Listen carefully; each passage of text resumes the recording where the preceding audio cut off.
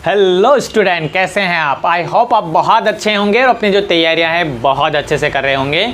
आज हम बात करेंगे एनसीईआरटी क्लास 12th फिजिक्स में एक और अंकिक प्रश्न की। प्रश्न जो हमारा इस प्रकार से हैं, एक इलेक्ट्रॉन की तरंग दैर्ध्य 1 नैनोमीटर है, तो हमें संवेग तथा गतिज ऊर्जा जो है ज्ञात करनी है। तो आइए हम देख लेते हैं क्वेश्चन जो हमारा है किस प्रकार से हल होगा। सबसे पहले हमें जो दिया है वो हम लिख लेंगे। क्वेश्चन के अनुसार या क्वेश्चन के अकॉर्डिंग यदि हम देखें तो क्या दिया है, हमें तरंग दैर्ध्य दी है ना। तो हम लिखेंगे दिया है, गिवन दैट, है ना, दिया है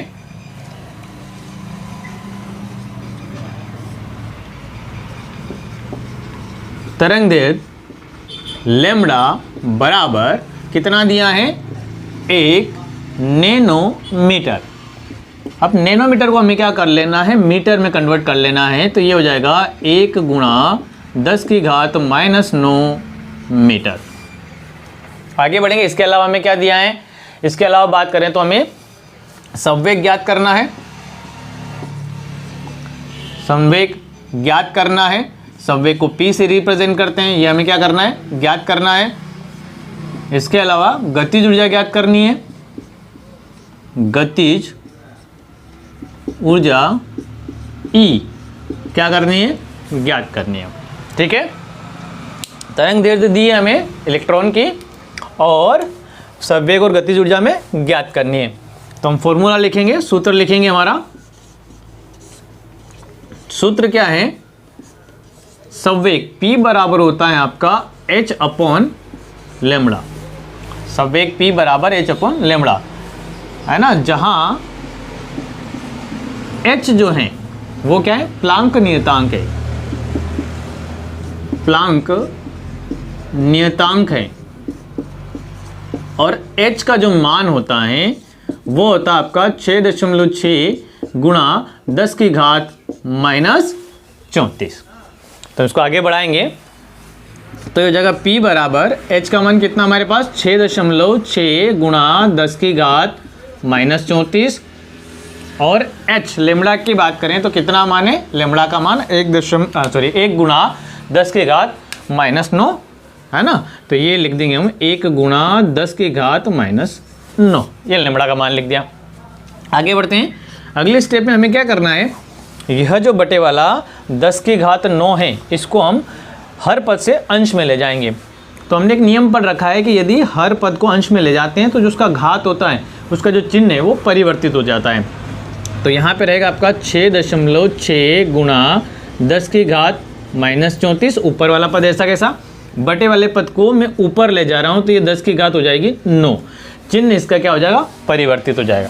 बटे में 1 बच रहा है, 1 का डिवाइड करने पर कोई अंतर नहीं आता, इसलिए मैंने बटे में 1 को नहीं लिखा है, अपॉन में 1 को नहीं लिखा है। आगे बढ़ेंगे तो P बराबर ये हो जाएगा 6.6 गुणा 10 की घात। देखिए यहाँ पे आधार दोनों के समान है, तो आधार समान हो तो गुणे में घातें जुड़ती हैं। तो यहाँ -34 + 9 हो जाएगा, है ना। तो 34 में से 9 कम हो जाएंगे तो यहाँ पे बचेंगे -25। तो ये तो आ गया आपका संवेग का मान। आगे बढ़ेंगे और क्या निकाल लेंगे हम, गतिज ऊर्जा। तो आगे बढ़ते हैं, गतिज ऊर्जा निकालते हैं। ठीक है, इसको मैं रफ कर रहा हूँ यहाँ से। ठीक है, चलिए मैं इसको रफ कर रहा हूँ यहाँ से और फिर हम अब क्या निकाल लेंगे, गतिज ऊर्जा निकाल लेते हैं। चलिए, और फिर वापस से हमें क्या करना है, गतिज ऊर्जा का फॉर्मूला लिखना है, सूत्र लिखना है।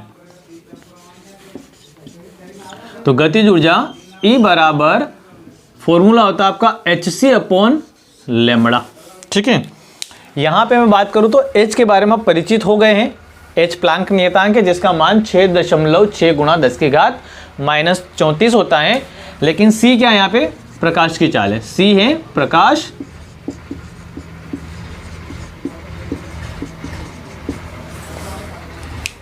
की चाल, है ना।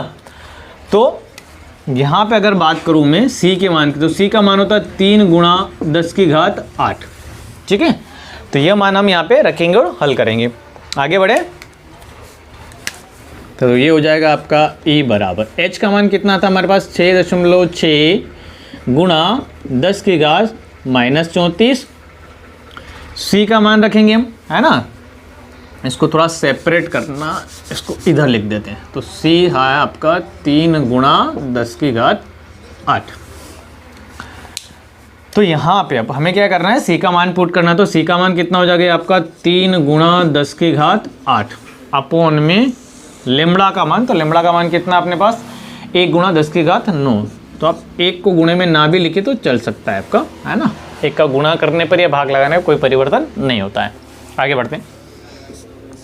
ई बराबर, यहाँ पे हम क्या करेंगे, 3 का इसमें मल्टीप्लाई कर लेते हैं।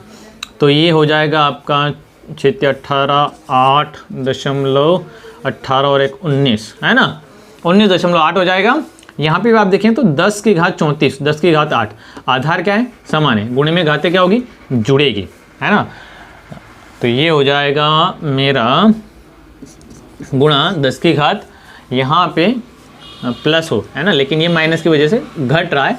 तो यहाँ पे बच जाएगा आपका 4 26, है ना, ठीक। इसके अलावा अपोन में क्या है, 10 की घात -9 है। यहाँ तक आया आपको समझ में? क्या करा मैंने, इसका यहाँ पे मल्टीप्लाई कर दिया है। तो ये हो जाएगा आपका 19.8। यहाँ पे ये वाले और ये वाले की बात करें तो आधार समान है, गुणे में घातें जुड़ जाएगी। तो 34 माइनस का +8 हो जाएगा। तो यहाँ पे घटेगी, जुड़ रही है लेकिन चिन्ह क्या। तो यहाँ पे हम देखें तो जो घातें हैं वो क्या हो जाएगी, घट जाएगी। तो ये हो जाएगा आपका -26।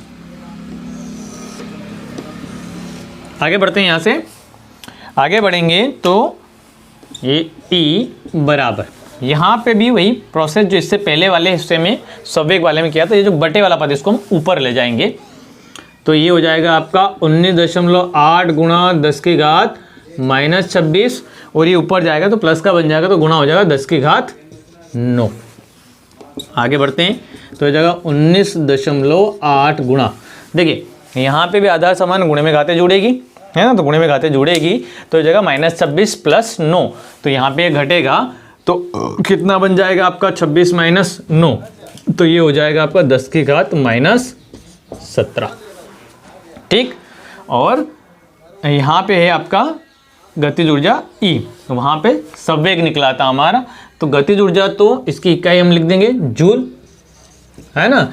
और इससे पहले वाले हिस्से में बात करूँ जिसमें हमने संवेग निकाला था, पी कितना आया था संवेग आपका, संवेग पी का मान कितना आया था। यहाँ पे अगर बात करूँ मैं, संवेग पी का मान आया था आपका 6.6 गुणा 10 की घात -25 और इसकी जो इकाई होती है वो होती किलोग्राम मीटर पर सेकेंड, ठीक है, किलोग्राम मीटर पर सेकेंड इसकी इकाई होती है। ये इस प्रकार से आपकी गतिज ऊर्जा और संवेग दोनों ही प्राप्त हो जाते हैं। आई होप आपको अंक के क्वेश्चन जो समझ में आया होगा। यदि आपको क्वेश्चन समझ में आया है तो वीडियो को आप लाइक करें, शेयर करें, कमेंट करें और यदि आप मेरे यूट्यूब चैनल पे नए हैं तो चैनल को सब्सक्राइब कर लें और बेल आइकन को प्रेस कर लें ताकि इस प्रकार के वीडियो आपको मिलते रहें। धन्यवाद।